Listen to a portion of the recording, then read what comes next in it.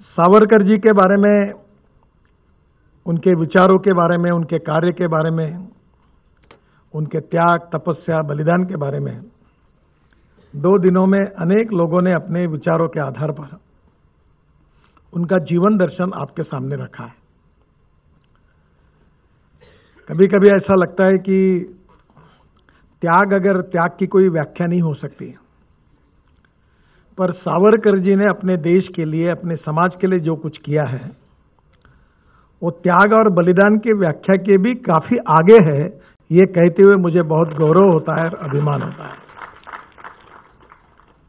अपनी इस मातृभूमि को स्वाधीनता प्राप्त हो, इसलिए अपने जीवन में उन्होंने नहीं, उनके पूरे परिवारों ने, उनके भाइयों ने, और विशेष रूप से आप में से अनेक लोगों को यह भी इतिहास पता होगा कि सावरकर जी की परिवार के लोगों ने, विशेष रूप से घर की महिलाओं ने कितने अपमान सहन किए और किस किस प्रकार से उन्होंने जीवन को व्यतीत किया है।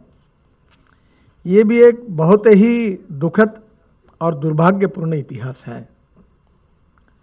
और कभी भी जब ऐसा होता है कि सावरकर जी के बारे में कोई टीका टिप्पणी इस प्रकार की गलत करता है तो आंखों में आंसू आते, इतना बुरा लगता है। क्योंकि सावरकर जी को समझने के बारे में, सावरकर जी के विचारों को न समझते हुए और केवल कुछ प्रकार की एक टिप्पणियां की जाती है, और वो भी बहुत दुखद है। मुझे बहुत दिनों से पहले एक पत्रकार थे, मैं जब कॉलेज स्टूडेंट था तब उनका एक जनसंघ के ऊपर एक लेख था,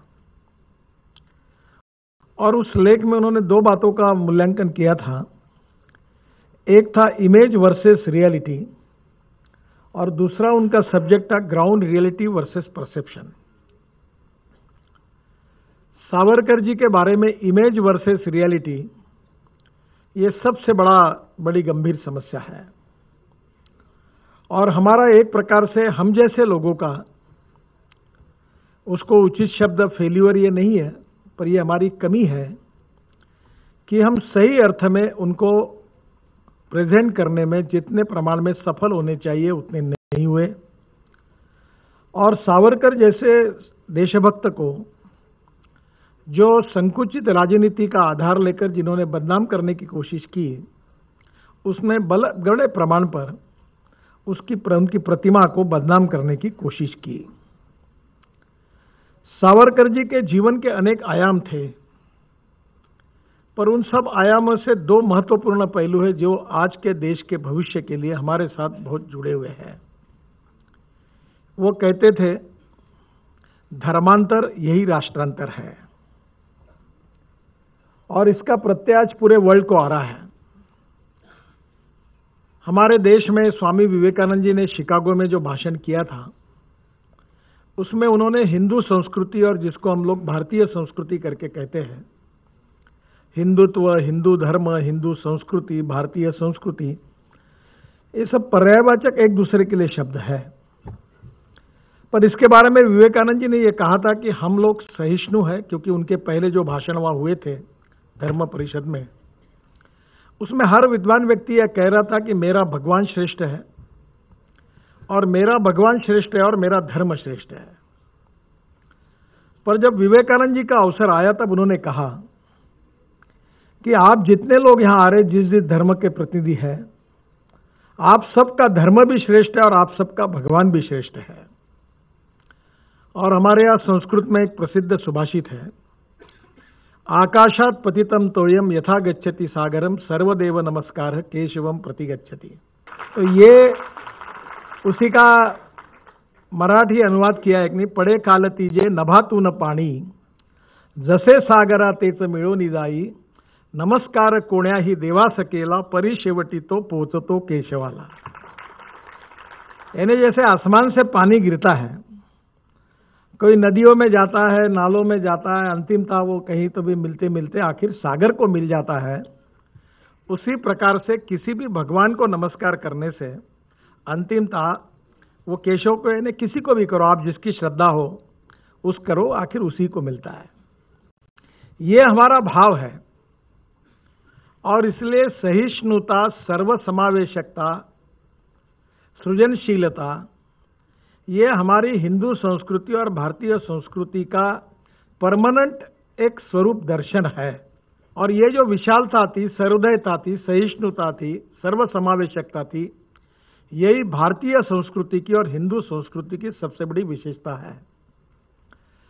छत्रपति शिवाजी महाराज का इतिहास जिन लोगों ने पढ़ा है, पूरे इतिहास में आप जाइए कि शिवाजी महाराज ने अपने सैनिकों को सख्त ताकीद दी थी कि जीत हासिल करने के बाद किसी धर्म का कोई भी जगह हो, पवित्र स्थान हो, उसकी किसी भी प्रकार से विटंबना नहीं करनी चाहिए।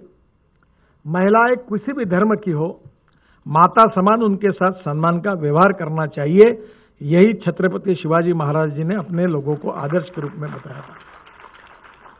हमारी संस्कृति, हमारी हिंदू संस्कृति, हमारी भारतीय संस्कृति ये प्रगतिशील भी है, सर्वसमावेशक भी है, सहिष्णु भी है, ये संकुचित नहीं है, जातीयवादी नहीं है, सांप्रदायिक नहीं है, और ये सच्चाई है। और इसी के लिए सावरकर जी ने अपने पूरे विचारों में दो जो उनके महत्वपूर्ण विचारों के पहलू है, बाकी तो और महत्वपूर्ण है, पर एक राष्ट्रवाद का और दूसरा समाज सुधार का, ये दो तो आज के स्थिति में भविष्य के लिए, इस देश के निर्माण के लिए हमको अति आवश्यक है कि उसको लेकर हमको आगे जाने की आवश्यकता है। मैं आपको एक बात बताता हूं कि मुझे 3 बार ईरान में जाने का मौका मिला, और एक बार प्रधानमंत्री जी और मैं साथ में थे, और प्रेसिडेंट ईरान से वहां चाबार करके एक पोर्ट बनाने की जिम्मेदारी मेरे ऊपर थी, इसलिए मुझे 3-4 बार जाना पड़ा। तो मुझे वहां के राष्ट्रपति और प्रधानमंत्री दोनों को भी मैं मिलने के लिए गया था। जब राष्ट्रपति को मिलने के लिए मैं गया, उनका एक ऐसे ही तेहरान में एक अच्छे टेकड़ी पर उनका बहुत बड़ा रहने का जगह थी, वहां मैं गया। और जर्मनी में, ईरान में, तेहरान में और दुनिया भर में संस्कृत के प्रति, आयुर्वेद के प्रति कितना लोग अध्ययन करते हैं, और हमारे देश के नए पीढ़ियों को लगता है कि ये कोई आउटडेटेड बातें हैं, इसका कोई लेना देना नहीं है। इस प्रकार की प्रतिक्रिया अज्ञान के कारण उनके मुंह से निकल जाती है। अब संस्कृत के बारे में ईरान के प्रेसिडेंट वहां के मुझे बता रहे हैं, और वो बता रहे कि पर्शियन संस्कृत से आई है। और उन्होंने आगे मुझे कहा कि शायद रामबोर नाइक मेरे से ज़्यादा अध्ययन करते, उनको पता होगा कि लखनऊ के आसपास से जो मुस्लिम बंधु, वहाँ उनका जो उगम स्थान था, जो ईरानियन थे, वो वहाँ से काफ़ी लोग वहाँ गए, और वहाँ के रिश्ते यहाँ जुड़े हुए हैं, और उसके कारण वो संस्कृत उस समय वहाँ गई। ये सिंधु से लेकर हमारे सिंधु और हिंदू, ये शब्दों का बार बार सावरकर जी के इसमें उपयोग होता है। तो सिंधु नदी कहाँ थी और हिंदुत्व कहाँ है, इसका कितना बड़ा रिश्ता है, ये बार बार सावरकर जी ने अपने विचारों में रखा था।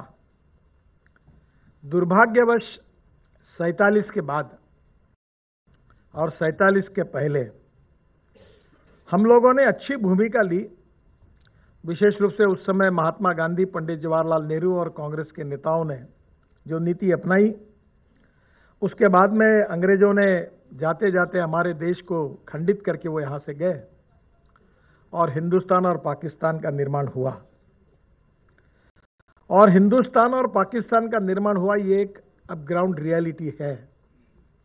पर आज भी सावरकर जी ने जब ये हुआ, तब उन्होंने उस समय अपनी भारत माता के जो दो टुकड़े हुए, इसका दुख और दर्द उनके जीवन में लगातार उनको होता रहा। पर इतिहास के पन्नों में कुछ बातें ऐसी होती हैं कि इतिहास जो होता है वो भूतकाल में चला जाता है। शायद भूतकाल में क्या हुआ और क्या नहीं हुआ, ये चिंतन का, अभ्यास का और अध्ययन का विषय जरूर होता है। पर इतिहास जो भूतकाल में होता है, उस इतिहास से भविष्य के तरफ देखकर सही रास्ते में चलना ये बहुत आवश्यक होता है। और इतिहास में की हुई गलतियां अगर भविष्य में भी करते जाएंगे तो फिर से एक बार इतिहास उसी प्रकार से गलत दिशा से जाते रहता है। ये आज तक पूरे दुनिया का इतिहास है। और इसलिए सावरकर जी ने जो लिखा था, जो उन्होंने कहा था, उसका स्वाधीनता के पहले जो कुछ था, वो जो रेफरेंस था, वो तो अलग है। पर आज भविष्य के हिंदुस्तान का निर्माण करते समय हमें इन बातों को बहुत गंभीरता से सोचना होगा।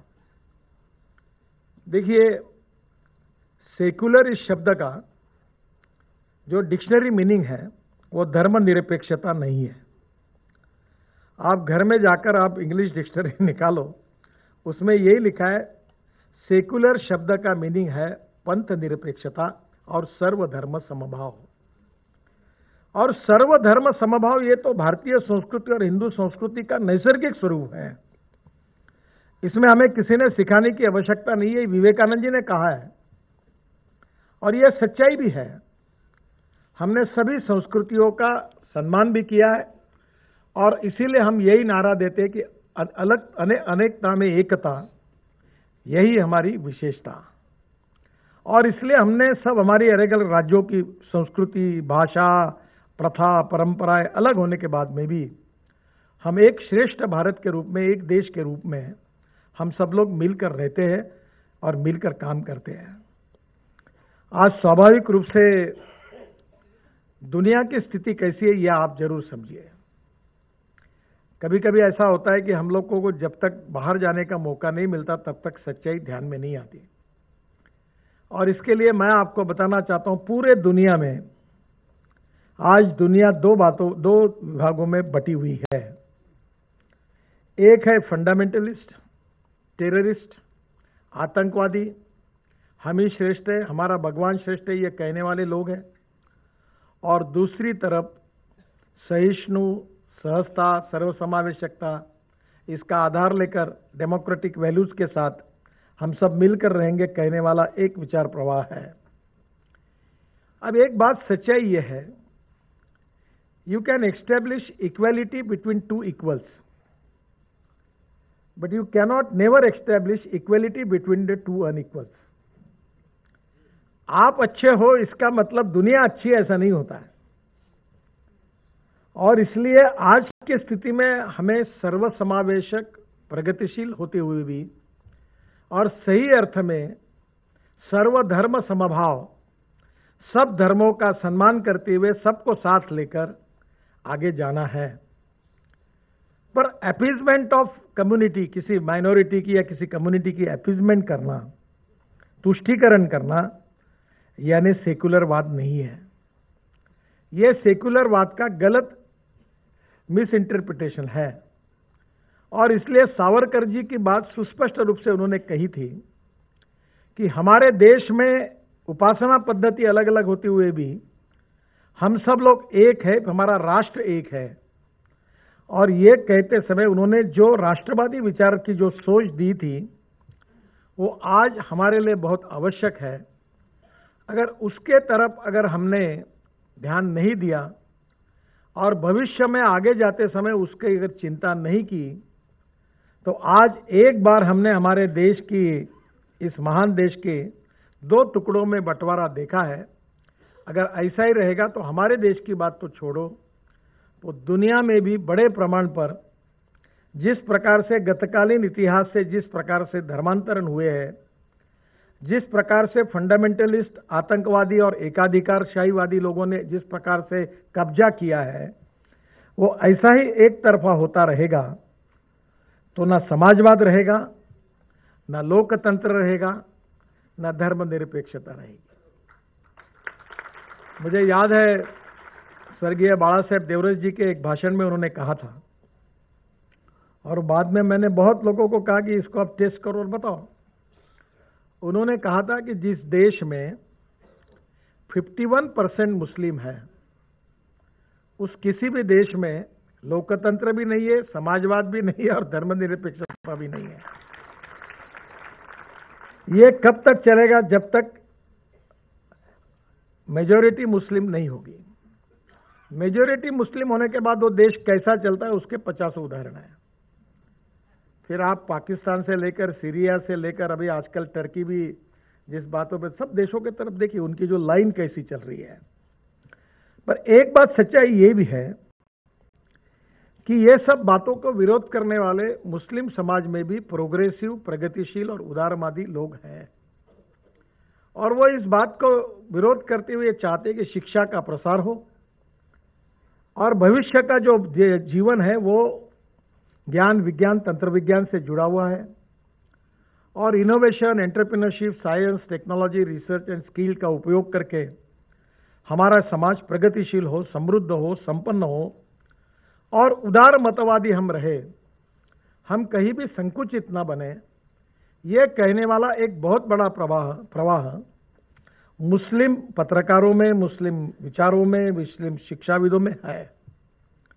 मैं जब महाराष्ट्र में एमएलए था तो मुझे एक इंजीनियरिंग कॉलेज मिला।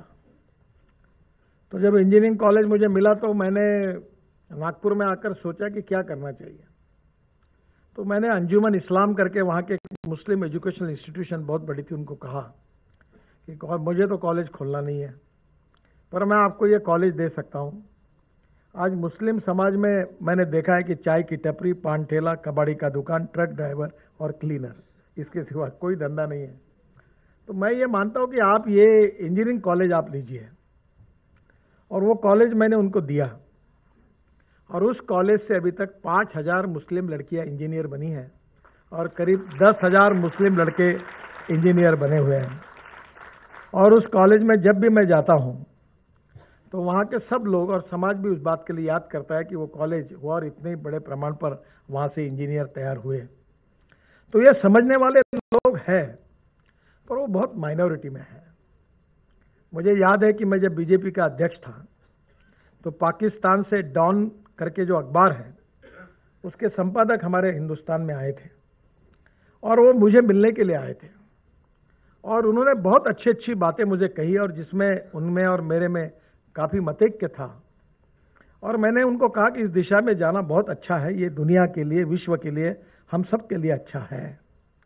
उनकी अच्छी अच्छी बातें मैं याद करता रहा, और करीब यहां से जाने के बाद 1 महीने के बाद मुझे न्यूज मिली कि आतंकवादियों ने उनको गोली से फूंक दिया, वो खत्म हो गए।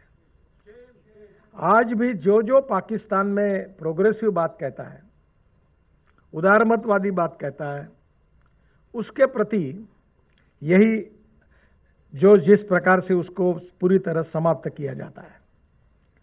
एक बात जरूर है कि हमको भी सोचते समय परिस्थिति का आकलन करते हुए अध्ययन करना होगा कि जो पाकिस्तान की स्थिति वो बांग्लादेश की नहीं है। जो बांग्लादेश सरकार की सोच है वो पाकिस्तान से काफी अलग है, पर इन सब बातों में एक कॉम्प्लेक्स सिचुएशन है कि ये उदार मतवादी, जो सर्वसमावेशक, पॉपुलर भाषा में जिसको सेकुलर वादी कहते हैं, इन लोगों की मेजॉरिटी एस्टैब्लिश होना वहां, ये भी बहुत कठिन काम है।